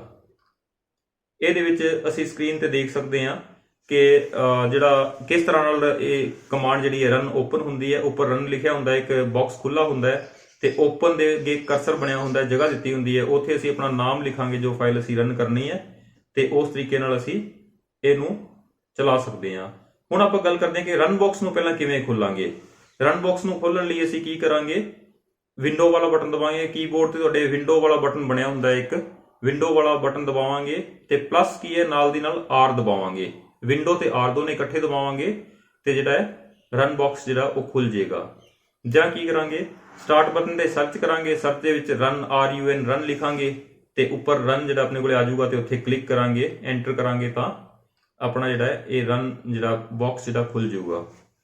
ਇਸ ਤੋਂ ਬਾਅਦ ਅਸੀਂ ਗੱਲ ਕਰਦੇ ਹਾਂ ਸਟਾਰਟ ਮੈਨੂ ਵਿੱਚ ਸਰਚ ਬਾਕਸ। ਉੱਪਰ ਅਸੀਂ ਕਿੰਨੀ ਵਾਰੀ ਸੌਫਟਵੇਅਰ ਖੋਲ੍ਹਣ ਲਈ ਸਰਚ ਦੀ ਗੱਲ ਕੀਤੀ ਹੈ ਕਿ ਅਸੀਂ ਸਟਾਰਟ ਬਟਨ ਤੇ ਜਾ ਕੇ ਸਰਚ ਵਾਲੀ ਆਪਸ਼ਨ ਖੋਲਾਂਗੇ ਤੇ ਉਹਦੇ ਵਿੱਚ ਅਸੀਂ ਜੋ ਵੀ ਭਰਦੇ ਹਾਂ ਕੰਪਿਊਟਰ ਨੂੰ ਸਰਚ ਕਰ ਦਿੰਦਾ ਹੈ। ਮਾਈਕਰੋਸਾਫਟ ਵਿੰਡੋ 7 ਦੇ ਸਰਚ ਬਾਕਸ ਦੀ ਮਦਦ ਨਾਲ ਅਸੀਂ ਆਪਣੇ ਕੰਪਿਊਟਰ ਦੇ ਪ੍ਰੋਗਰਾਮ ਜਾਂ ਫਾਈਲ ਲੱਭ ਸਕਦੇ ਹਾਂ। ਇਹ ਦਿੱਤੀ ਗਈ ਫਾਈਲ ਨੂੰ ਹਾਰਡ ਡਿਸਕ ਵਿੱਚੋਂ ਲੱਭਦਾ ਹੈ। ਸਰਚ ਬਾਕਸ ਵਿੰਡੋ ਦੇ ਸਟਾਰਟ ਮੈਨੂ ਦੇ ਸਭ ਤੋਂ ਹੇਠਲੇ ਪਾਸੇ ਹੁੰਦਾ ਹੈ। ਇਹਦੇ ਵਿੱਚ ਜੋ ਵੀ ਤੁਸੀਂ ਲਿਖਣਾ ਚਾਹੋਗੇ ਫਾਈਲ ਦਾ ਨਾਂ, ਉਹ ਫਾਈਲ ਤੁਹਾਨੂੰ ਜਿਹੜੀ ਹੈ ਸਾਹਮਣੇ ਦਿਖਾ ਦੂਗਾ। ਸਰਚ ਬਾਕਸ ਨੂੰ ਦਿਖਾਉਣ ਦੇ ਵਿੱਚ ਕਿਹੜੇ ਕਦਮ ਹੁੰਦੇ ਹੈ, ਸਰਚ ਮੈਨੂ ਖੋਲੋ, ਕੰਟਰੋਲ ਪੈਨਲ ਤੇ ਕਲਿੱਕ ਕਰੋ, ਪ੍ਰੋਗਰਾਮ ਵਿੱਚ ਅਨਇੰਸਟਾਲ ਇਹ ਪ੍ਰੋਗਰਾਮ ਤੇ ਕਲਿੱਕ ਕਰੋ, ਟਰਨ ਵਿੰਡੋ ਫੀਚਰ ਔਨ ਔਰ ਆਫ ਤੇ ਕਲਿੱਕ ਕਰੋ, ਵਿੰਡੋਜ਼ ਸਰਚ ਦਾ ਨਾਮ ਚੈੱਕ ਬਾਕਸ ਕਲਿੱਕ ਤੇ ਕਰੋ, ਓਕੇ ਕਲਿੱਕ ਕਰੋ ਤੇ ਆਪਣੀ ਤਬਦੀਲੀ ਨੂੰ ਸੇਵ ਕਰ ਦਿਓ। ਆਪਣਾ ਕੰਪਿਊਟਰ ਦੁਬਾਰਾ ਸਟਾਰਟ ਕਰਨ ਤੇ ਸਟਾਰਟ ਮੈਨੂ ਵਿੱਚ ਸਰਚ ਬਾਕਸ ਆ ਜਾਏਗਾ। ਜੇ ਤੁਹਾਡੇ ਸਰਚ ਬਾਕਸ ਨਹੀਂ ਆ ਰਿਹਾ ਤੇ ਤੁਸੀਂ ਇਸ ਪ੍ਰੋਸੈਸ ਨੂੰ ਜਿਹੜਾ ਇਸ ਸਟੈਪ ਨੂੰ ਕਰਕੇ ਸਰਚ ਬਾਕਸ ਨੂੰ ਤੁਸੀਂ ਇੰਸਟਾਲ ਕਰ ਸਕਦੇ ਹੋ ਜਾਂ ਉਹਨੂੰ ਵਰਤੋਂ ਲਈ ਤੁਹਾਡੇ ਉਪਯੋਗ ਵਿੱਚੋਂ ਆ ਜਾਊਗਾ। ਹੁਣ ਅਸੀਂ ਗੱਲ ਕਰਦੇ ਹਾਂ ਇਹਨਾਂ ਸਾਰੇ ਕੰਪਿਊਟਰ ਚਲਾਉਣ ਦੀਆਂ ਵਿਧੀਆਂ, ਇਹਨਾਂ ਪ੍ਰੋਗਰਾਮਾਂ ਨੂੰ, ਪ੍ਰੋਗਰਾਮ ਲੱਭਣ, ਰਨ ਕਰਨ ਤੇ ਇਹਨਾਂ ਨੂੰ ਸਿੱਖਣ ਤੋਂ ਬਾਅਦ ਅਸੀਂ ਕਰਦੇ ਹਾਂ ਜਦੋਂ ਅਸੀਂ ਸਾਰਾ ਕੰਮ ਕਰ ਚੁੱਕੇ ਹੁੰਦੇ ਹਾਂ ਤੇ ਅਸੀਂ ਆਪਣੇ ਕੰਪਿਊਟਰ ਨੂੰ ਬੰਦ ਕਿਵੇਂ ਕਰਨਾ ਹੈ। ਇੱਕ ਬਹੁਤ ਹੀ ਜ਼ਰੂਰੀ ਹਿੱਸਾ ਹੈ ਕੰਪਿਊਟਰ ਦਾ। ਜੇ ਅਸੀਂ ਆਪਣਾ ਕੰਮ ਕਰਨ ਤੋਂ ਬਾਅਦ, ਕੰਪਿਊਟਰ ਨੂੰ ਵਰਤਣ ਤੋਂ ਬਾਅਦ ਸਿੱਧਾ ਹੀ ਜੇ ਪਾਵਰ ਆਫ ਕਰ ਦਿੰਦੇ ਆ ਤੇ ਸਾਡੀਆਂ ਬਹੁਤ ਸਾਰੀਆਂ ਜਿਹੜੀਆਂ ਫਾਈਲਾਂ ਉਹ ਕਰਪਟ ਹੋ ਸਕਦੀਆਂ, ਕੰਪਿਊਟਰ ਦਾ ਜਿਹੜਾ ਨੁਕਸਾਨ ਹੋ ਸਕਦਾ ਹੈ, ਆਪਰੇਟਿੰਗ ਸਿਸਟਮ ਹੈ ਉਹ ਖਤਮ ਹੋ ਸਕਦਾ ਹੈ, ਜਾਂ ਹੋਰ ਕਈ ਤਰ੍ਹਾਂ ਦੀਆਂ ਜਿਹੜੀਆਂ ਮੁਸ਼ਕਲਾਂ ਜਾਂ ਐਰਰ ਜਿਹੜੀਆਂ ਉਹ ਮਸ਼ੀਨ ਦੇ ਵਿੱਚ, ਕੰਪਿਊਟਰ ਦੇ ਵਿੱਚ ਆ ਜਾਂਦੀ ਹੈ। ਸੋ ਇਹ ਜ਼ਰੂਰੀ ਹੁੰਦਾ ਹੈ ਕਿ ਕੰਪਿਊਟਰ ਨੂੰ ਅਸੀਂ ਜਿਸ ਤਰੀਕੇ ਨਾਲ ਔਨ ਕੀਤਾ ਹੈ ਉਸੇ ਤਰੀਕੇ ਦੇ ਕੁਝ ਨਿਯਮ ਹੈਗੇ ਜਿਨ੍ਹਾਂ ਨੂੰ ਅਸੀਂ ਫੋਲੋ ਕਰਦੇ ਹੋਏ ਉਹਨੂੰ ਕੰਪਿਊਟਰ ਨੂੰ ਬੰਦ ਕਰਨਾ ਵੀ ਸਿੱਖਾਂਗੇ। ਕੰਪਿਊਟਰ ਤੇ ਕੀਤੇ ਜਾਣ ਵਾਲੇ ਕੰਮ ਜਦੋਂ ਸਮਾਪਤ ਹੋ ਜਾਂਦੇ ਹੈ ਤੇ ਉਹਨੂੰ ਬੰਦ ਕਰਨਾ ਹੁੰਦਾ ਹੈ ਤੇ ਉਹਨੂੰ ਅਸੀਂ ਪ੍ਰੋਸੈਸ ਨੂੰ ਸ਼ਟ ਡਾਊਨ ਕਹਿੰਦੇ ਹਾਂ। ਇਹ ਬਹੁਤ ਹੀ ਮਹੱਤਵਪੂਰਨ ਪ੍ਰਕਿਰਿਆ ਹੈ ਕਿਉਂਕਿ ਜੇਕਰ ਕੰਪਿਊਟਰ ਨੂੰ ਸਹੀ ਢੰਗ ਨਾਲ ਬੰਦ ਨਾ ਕੀਤਾ ਜਾਵੇ ਤਾਂ ਜਿਹੜਾ ਡਾਟਾ ਹੈ ਉਹ ਨਸ਼ਟ ਹੋ ਸਕਦਾ ਹੈ, ਆਪਰੇਟਿੰਗ ਸਿਸਟਮ ਵੀ ਖਰਾਬ ਹੋ ਸਕਦਾ ਹੈ। ਜਦੋਂ ਅਸੀਂ ਕੰਪਿਊਟਰ ਨੂੰ ਬੰਦ ਕਰਨਾ ਹੋਵੇ ਤੇ ਅਸੀਂ ਕੀ ਕਰਨਾ ਉਹਦੇ ਲਈ, ਜਦੋਂ ਸਾਡਾ ਕੰਮ ਖਤਮ ਹੋ ਜਾਂਦਾ ਹੈ ਤੇ ਅਸੀਂ ਕੰਪਿਊਟਰ ਨੂੰ ਛੱਡਣਾ ਚਾਹੁੰਦੇ ਹਾਂ ਤੇ ਅਸੀਂ ਹੇਠ ਲਿਖੇ ਅਨੁਸਾਰ ਸ਼ਟ ਡਾਊਨ ਕਰਦੇ ਹਾਂ। ਮੈਨੂ ਵਿੱਚ ਮੌਜੂਦ ਸਾਰੀਆਂ ਆਪਸ਼ਨਾਂ ਵਿੱਚੋਂ ਜਿਹੜਾ ਸ਼ਟ ਡਾਊਨ ਅਸੀਂ ਕਰਾਂਗੇ, ਸ਼ਟ ਡਾਊਨ ਤੇ ਕਲਿੱਕ ਕਰਾਂਗੇ ਤੇ ਇਹ ਸਾਰੀਆਂ ਪ੍ਰਕਿਰਿਆ ਹੌਲੀ ਹੌਲੀ ਸਾਰੀਆਂ ਫਾਈਲਾਂ ਜਿਹੜੀਆਂ ਉਹ ਬੰਦ ਹੋ ਕੇ ਕੰਪਿਊਟਰ ਜਿਹੜਾ ਕੁਝ ਸਮੇਂ ਬਾਅਦ ਆਫ ਹੋ ਜਾਏਗਾ। ਇਸੇ ਤਰ੍ਹਾਂ ਆਪਾਂ ਕੰਪਿਊਟਰ ਨੂੰ ਹਮੇਸ਼ਾ ਜਦੋਂ ਬੰਦ ਕਰਨਾ ਹੈ ਤੇ ਉਹਨੂੰ ਸ਼ਟ ਡਾਊਨ ਕਰਕੇ ਬੰਦ ਕਰਨਾ ਹੈ। ਇੱਕ ਸਾਡੇ ਕੋਲੇ ਹੁੰਦਾ ਹੈ ਸਲੀਪ। ਪਾਵਰ ਆਫ ਮੈਨੂ ਦੀ ਇਸ ਆਪਸ਼ਨ ਦਾ ਪ੍ਰਯੋਗ ਉਸ ਸਮੇਂ ਕੀਤਾ ਜਾਂਦਾ ਹੈ ਜਦੋਂ ਕੰਪਿਊਟਰ ਨੂੰ ਥੋੜੇ ਸਮੇਂ ਲਈ ਛੱਡਣਾ ਹੋਵੇ। ਮੰਨ ਲਓ ਤੁਸੀਂ ਕੁਝ ਕੰਪਿਊਟਰ ਤੇ ਕੰਮ ਕਰ ਰਹੇ ਹੋ, ਤੁਹਾਡਾ ਲੰਚ ਦਾ ਸਮਾਂ ਹੋ ਗਿਆ ਜਾਂ ਟੀ ਬ੍ਰੇਕ ਹੋ ਗਈ ਤੇ ਤੁਸੀਂ ਕੁਝ ਸਮੇਂ ਲਈ ਆਪਣਾ ਲੰਚ ਲੈਣ ਜਾ ਰਹੇ ਹੋ ਤੇ ਕੰਪਿਊਟਰ ਨੂੰ ਸਲੀਪ ਮੋਡ ਤੇ ਜਿਹੜਾ ਤੁਸੀਂ ਬੰਦ ਕਰਕੇ ਚਲੇ ਜਾਓਗੇ। ਇਸ ਸਥਿਤੀ ਦੌਰਾਨ ਮੋਨੀਟਰ LCD ਜਿਹੜੀ ਹੈ ਉਹ ਬੰਦ ਹੋ ਜਾਂਦੀ ਹੈ। ਕੰਪਿਊਟਰ ਦਾ ਅੰਦਰੂਨੀ ਜਿਹੜਾ ਡਾਟਾ ਹੈ ਉਹ ਸੇਵ ਹੋ ਜਾਂਦਾ ਹੈ। ਜਦੋਂ ਕੰਪਿਊਟਰ ਸਲੀਪ ਮੋਡ ਵਿੱਚ ਪਾਇਆ ਜਾਂਦਾ ਹੈ ਤਾਂ ਇਸ ਦੀ ਪਾਵਰ ਸਪਲਾਈ ਨੂੰ ਚਾਲੂ ਰੱਖਿਆ ਜਾਂਦਾ ਹੈ। ਇਸ ਮੋਡ ਦੌਰਾਨ ਸਾਡੇ ਕੰਪਿਊਟਰ ਵਿੱਚ ਪਾਵਰ ਲਾਈਟ ਜਿਹੜੀ ਟਿਮਟਿਮਾਉਂਦੀ ਰਹਿੰਦੀ ਹੈ। ਇਹ ਲਾਲ ਰੰਗ ਦੀ ਟਿਮਟਿਮਾਉਂਦੀ ਲਾਈਟ ਦੇ ਸਲੀਪ ਮੋਡ ਵਿੱਚ ਹੋਣਾ ਦਰਸਾਉਂਦੀ ਹੈ। ਅਸੀਂ ਕੰਪਿਊਟਰ ਦਾ ਪਾਵਰ ਬਟਨ ਦਬਾ ਕੇ ਕੰਪਿਊਟਰ ਨੂੰ ਦੁਬਾਰਾ ਚਲਾ ਸਕਦੇ ਹਾਂ। ਜਿਹੜਾ ਇਹ ਕੰਪਿਊਟਰ ਪੂਰੇ ਤਰੀਕੇ ਨਾਲ ਬੰਦ ਨਹੀਂ ਹੁੰਦਾ ਪਰ ਸਾਡਾ ਡਾਟਾ ਹੈ ਉਹ ਪੂਰਾ ਸੇਵ ਰਹਿੰਦਾ ਹੈ ਤੇ ਜਿਹੜੀ ਡਿਸਕ ਹੈ ਆਪਣੀ ਸਕਰੀਨ ਹੈਗੀ ਹੈ, ਸਕਰੀਨ ਜਿਹੜੀ ਹੈ ਆਫ ਹੋ ਜਾਂਦੀ ਹੈ। ਜਦੋਂ ਅਸੀਂ ਪੂਰਾ ਚਲਾਉਣਾ ਹੋਵੇ ਤਾਂ ਸਿਰਫ ਅਸੀਂ ਸਟਾਰਟ ਬਟਨ ਤੇ ਦਬਾਵਾਂਗੇ ਤੇ ਕੰਪਿਊਟਰ ਉੱਥੋਂ ਹੀ ਸਟਾਰਟ ਹੋ ਜਾਊਗਾ ਜਿੱਥੇ ਅਸੀਂ ਬੰਦ ਕਰਕੇ ਗਏ ਸੀ। ਸ਼ਟ ਡਾਊਨ ਵਾਲੀ ਆਪਾਂ ਦੁਬਾਰਾ ਗੱਲ ਕਰਦੇ ਹਾਂ। ਪਾਵਰ ਮੈਨੂ ਇਸ ਆਪਸ਼ਨ ਵਿੱਚ ਵਰਤੋਂ ਉਸ ਸਮੇਂ ਕੀਤੀ ਜਾਂਦੀ ਹੈ ਜਦੋਂ ਸਾਰਾ ਕੰਮ ਅਸੀਂ ਖਤਮ ਕਰਦੇ ਹਾਂ ਤੇ ਕੰਪਿਊਟਰ ਨੂੰ ਪੂਰਨ ਰੂਪ ਵਿੱਚ ਅਸੀਂ ਬੰਦ ਕਰਨਾ ਹੋਵੇ ਤੇ ਅਸੀਂ ਸ਼ਟ ਡਾਊਨ ਦੇ ਨੂੰ ਪ੍ਰਯੋਗ ਕਰਦੇ ਹਾਂ। ਇਹਨੂੰ ਪ੍ਰੋਸੈਸ ਜਿਹੜਾ ਸ਼ਟ ਡਾਊਨ ਜਦੋਂ ਅਸੀਂ ਕਰਦੇ ਹਾਂ ਉਸੇ ਵੇਲੇ ਅਸੀਂ ਉਧਰੋਂ ਪਾਵਰ ਆਫ ਨਹੀਂ ਕਰਨੀ। ਜਦੋਂ ਸ਼ਟ ਡਾਊਨ ਕਰਦੇ ਹਾਂ ਤਾਂ ਸਾਰੀਆਂ ਫਾਈਲਾਂ ਨੂੰ ਠੀਕ ਸੰਭਾਲਣ ਲਈ ਕੰਪਿਊਟਰ ਨੂੰ ਕੁਝ ਸਮਾਂ ਚਾਹੀਦਾ ਹੈ। ਉਹ ਸਾਰੀ ਪ੍ਰਕਿਰਿਆ ਜਿਹੜੀ ਹੈ ਜਿਵੇਂ ਬੂਟਿੰਗ ਦੀ ਹੁੰਦੀ ਹੈ ਉਸੇ ਤਰ੍ਹਾਂ ਹੀ ਸ਼ਟ ਡਾਊਨ ਦੇ ਵਿੱਚ ਕੁਝ ਸਮਾਂ ਲੈਂਦਾ ਹੈ ਕੰਪਿਊਟਰ। ਉਸ ਤੋਂ ਬਾਅਦ ਜਿਹੜਾ ਹੈ ਜਦੋਂ ਸਾਰੀਆਂ ਫਾਈਲਾਂ ਆਪਣੇ ਆਪ ਸਾਂਭੀਆਂ ਜਾਂਦੀਆਂ ਤੇ ਕੰਪਿਊਟਰ ਬੰਦ ਹੋ ਜਾਂਦਾ ਹੈ। ਇਸ ਲਈ ਸਾਨੂੰ ਪਾਵਰ ਆਫ ਕੁਝ ਸਮੇਂ ਬਾਅਦ ਕਰਨੀ ਚਾਹੀਦੀ ਹੈ। ਇੱਕ ਸਾਡੇ ਕੋਲ ਆਪਸ਼ਨ ਹੁੰਦੀ ਹੈ ਲੌਗ ਆਫ। ਲੌਗ ਆਫ ਕੀ ਹੈ? ਜਿਵੇਂ ਕਿ ਅਸੀਂ ਇਸ ਅਧਿਆਇ ਵਿੱਚ ਪਹਿਲਾਂ ਹੀ ਪੜ੍ਹ ਚੁੱਕੇ ਹਾਂ ਕਿ ਵਿੰਡੋਜ਼ 7 ਜਿਹੜੀ ਹੈ, ਵਿੰਡੋਜ਼ 7 ਸਾਨੂੰ ਕੰਪਿਊਟਰ ਵਿੱਚ ਵੱਖ-ਵੱਖ ਯੂਜ਼ਰ ਦੇ ਵੱਖ-ਵੱਖ ਭਾਗਾਂ ਬਾਰੇ ਵੰਡਣ ਦੀ ਇਜਾਜ਼ਤ ਦਿੰਦੀ ਹੈ ਕਿ ਕੰਪਿਊਟਰ ਨੂੰ ਇੱਕ ਤੋਂ ਵੱਧ ਯੂਜ਼ਰ ਜਿਹੜੇ ਹੈ ਉਹ ਚਲਾ ਸਕਦੇ ਹੈ। ਇੱਕ ਦੂਸਰੇ ਦਾ ਡਾਟਾ ਉਹ ਨਹੀਂ ਦੇਖ ਸਕਦੇ ਪਰ ਆਪਣਾ ਡਾਟਾ ਆਪਣਾ ਪਾਸਵਰਡ ਲਗਾ ਕੇ ਸੇਵ ਕਰ ਸਕਦੇ ਤੇ ਦੇਖ ਵੀ ਸਕਦੇ ਹੈ। ਅਸੀਂ ਆਪਣੇ ਡਾਟਾ ਨੂੰ ਬਾਕੀ ਯੂਜ਼ਰਾਂ ਦੇ ਅਕਾਊਂਟਾਂ ਤੋਂ ਸੁਰੱਖਿਅਤ ਕਰ ਸਕਦੇ ਹਾਂ। ਜਦੋਂ ਅਸੀਂ ਆਪਣਾ ਕੰਮ ਮੁਕੰਮਲ ਕਰ ਲੈਂਦੇ ਹਾਂ, ਕੰਪਿਊਟਰ ਨੂੰ ਛੱਡਣਾ ਚਾਹੁੰਦੇ ਹਾਂ ਪਰੰਤੂ ਹੋਰ ਯੂਜ਼ਰ ਨੂੰ ਆਪਣੇ ਕੰਮ ਲਈ ਵਰਤਣਾ ਚਾਹੁੰਦਾ ਹੈ ਤਾਂ ਅਸੀਂ ਸਟਾਰਟ ਮੈਨੂ ਦੇ ਇਸ ਲੌਗ ਆਫ ਆਪਸ਼ਨ ਦੀ ਵਰਤੋਂ ਕਰਦੇ ਹਾਂ। ਲੌਗ ਆਫ ਮਤਲਬ ਤੁਸੀਂ ਆਪਣਾ ਕੰਪਿਊਟਰ ਬੰਦ ਕਰ ਚੁੱਕੇ ਹੋ ਪਰ ਕਿਸੇ ਹੋਰ ਲਈ ਜਿਹੜਾ ਹੈਗਾ ਉਹ ਕੰਪਿਊਟਰ ਚਾਲੂ ਹੈ, ਉਹ ਆਪਣਾ ਪਾਸਵਰਡ ਭਰ ਕੇ ਕੰਪਿਊਟਰ ਨੂੰ ਦੁਬਾਰਾ ਵਰਤ ਸਕਦਾ ਹੈ। ਰੀਸਟਾਰਟ ਬਟਨ ਜਾਂ ਰੀਸਟਾਰਟ ਕੀ ਹੁੰਦਾ ਹੈ? ਪਾਵਰ ਮੈਨੂ ਦੀ ਇਹ ਆਪਸ਼ਨ ਉਸ ਸਮੇਂ ਵਰਤੀ ਜਾਂਦੀ ਹੈ ਜਦੋਂ ਕੰਪਿਊਟਰ ਵਿੱਚ ਕੋਈ ਨਵਾਂ ਪ੍ਰੋਗਰਾਮ ਭਰਿਆ ਜਾਂਦਾ ਹੈ ਜਾਂ ਸਿਸਟਮ ਵਿੱਚ ਕੋਈ ਤਬਦੀਲੀ ਕੀਤੀ ਜਾਂਦੀ ਹੈ। ਕਈ ਵਾਰ ਜਦੋਂ ਕੰਪਿਊਟਰ ਵਿੱਚ ਨਵਾਂ ਉਪਕਰਨ ਕੰਪਿਊਟਰ ਨਾਲ ਜੋੜਿਆ ਜਾਂਦਾ ਹੈ ਤਾਂ ਸਾਨੂੰ ਕੰਪਿਊਟਰ ਦਾ ਰੀਸਟਾਰਟ ਕੰਪਿਊਟਰ ਕਰਨਾ ਪੈਂਦਾ ਹੈ। ਰੀਸਟਾਰਟ ਮਤਲਬ ਕੰਪਿਊਟਰ ਨਾਲ ਜਦ ਵੀ ਕੋਈ ਨਵੀਂ ਉਹਦੇ 'ਚ ਅਮੈਂਡਮੈਂਟ ਕੀਤੀ ਜਾਂਦੀ ਹੈ, ਕੋਈ ਨਵਾਂ ਪੈਰੀਫਿਰਲ ਡਿਵਾਈਸ ਜੋੜਿਆ ਜਾਂਦਾ ਹੈ ਤੇ ਕੰਪਿਊਟਰ ਨੂੰ ਉਹਦੇ ਬਾਰੇ ਪਤਾ ਲੱਗੇ, ਉਹਨੂੰ ਰੀਸਟਾਰਟ ਕਰਦੇ ਹਾਂ। ਰੀਸਟਾਰਟ ਦੇ ਵਿੱਚ ਉਹ ਆਪਣੇ ਸਿਸਟਮ ਫਾਈਲਾਂ ਨੂੰ ਦੁਬਾਰਾ ਥੋੜਾ ਰੀਡ ਕਰਦਾ ਹੈ ਤੇ ਉਹਦੇ ਨਾਲ ਹੋਰ ਕੀ ਅਟੈਚ ਹੋਇਆ ਉਹਦੀ ਜਾਣਕਾਰੀ ਜਿਹੜੀ ਹੈਗੀ ਹੈ ਜਾਂ ਉਹਨੂੰ ਵਰਤੋਂ ਯੋਗ ਸਾਨੂੰ ਬਣਾ ਦਿੰਦਾ ਹੈ। ਉਸ ਸਮੇਂ ਅਸੀਂ ਕੰਪਿਊਟਰ ਨੂੰ ਰੀਸਟਾਰਟ ਕਰਦੇ ਹਾਂ। ਇਸ ਅਧਿਆਇ ਦੇ ਵਿੱਚ ਕੁਝ ਇੰਪੋਰਟੈਂਟ ਗੱਲਾਂ ਹੈਗੀਆਂ ਜਿਹੜੀਆਂ ਸਾਨੂੰ ਯਾਦ ਰੱਖਣੀਆਂ ਚਾਹੀਦੀਆਂ। ਸੋ ਪਹਿਲੀ ਗੱਲ ਹੈ ਕੰਪਿਊਟਰ ਦੀ ਮੁੱਢਲੀ ਸਕਰੀਨ ਨੂੰ ਡੈਸਕਟਾਪ ਕਿਹਾ ਜਾਂਦਾ ਹੈ। ਜਿਹੜੀ ਕੰਪਿਊਟਰ ਬੂਟਿੰਗ ਤੋਂ ਬਾਅਦ ਜਦੋਂ ਕੰਪਿਊਟਰ ਆ ਕੇ ਖੜਦਾ ਹੈ ਉਸ ਸਕਰੀਨ ਨੂੰ ਅਸੀਂ ਡੈਸਕਟਾਪ ਕਹਿੰਦੇ ਹਾਂ। ਡੈਸਕਟਾਪ ਅਤੇ ਛੋਟੀਆਂ ਤਸਵੀਰਾਂ ਜੋ ਕਿਸੇ ਵੀ ਪ੍ਰੋਗਰਾਮ, ਫਾਈਲ ਜਾਂ ਫੋਲਡਰ ਨੂੰ ਦਰਸਾਉਂਦੀਆਂ ਹਨ ਉਹਨਾਂ ਨੂੰ ਆਈਕਨ ਕਿਹਾ ਜਾਂਦਾ ਹੈ। ਉਹ ਸਾਰੀਆਂ ਜਿਹੜੀਆਂ ਫੋਟੋਆਂ ਜਾਂ ਫੋਲਡਰ ਜਿਹੜੇ ਹੁੰਦੇ ਆ ਉਹਨਾਂ ਨੂੰ ਅਸੀਂ ਆਈਕਨ ਕਹਿੰਦੇ ਹਾਂ। ਤੀਸਰੇ ਨੰਬਰ ਤੇ ਅਸੀਂ ਯਾਦ ਰੱਖਣ ਵਾਲੀ ਗੱਲ ਹੈਗੀ ਹੈ ਮਾਈ ਕੰਪਿਊਟਰ ਆਈਕਨਾਂ ਦੀ ਵਰਤੋਂ ਅਸੀਂ ਕੰਪਿਊਟਰ ਦੇ ਅੰਦਰ ਮੌਜੂਦਾ ਹਾਰਡ ਡਿਸਕ ਜਾਂ ਹੋਰ ਸਾਧਨਾਂ ਦੀ ਵਰਤੋਂ ਲਈ ਕਰ ਸਕਦੇ ਹਾਂ। ਚੌਥੇ ਨੰਬਰ ਤੇ ਹੈ ਸਾਰੀਆਂ ਡਿਲੀਟ ਕੀਤੀਆਂ ਫਾਈਲਾਂ ਰੀਸਾਈਕਲ ਬਿਨ ਦੇ ਵਿੱਚ ਜਾਂਦੀਆਂ। ਸਭ ਤੋਂ ਪਹਿਲਾਂ ਜਦੋਂ ਆਪਾਂ ਫਾਈਲ ਡਿਲੀਟ ਕਰਦੇ ਹਾਂ ਤੇ ਉਹ ਡਸਟਬਿਨ ਵਰਗਾ ਜਿਹੜਾ ਹੁੰਦਾ ਹੈ ਰੀਸਾਈਕਲ ਬਿਨ, ਉਸ 'ਚ ਜਾਂਦੀ ਹੈ।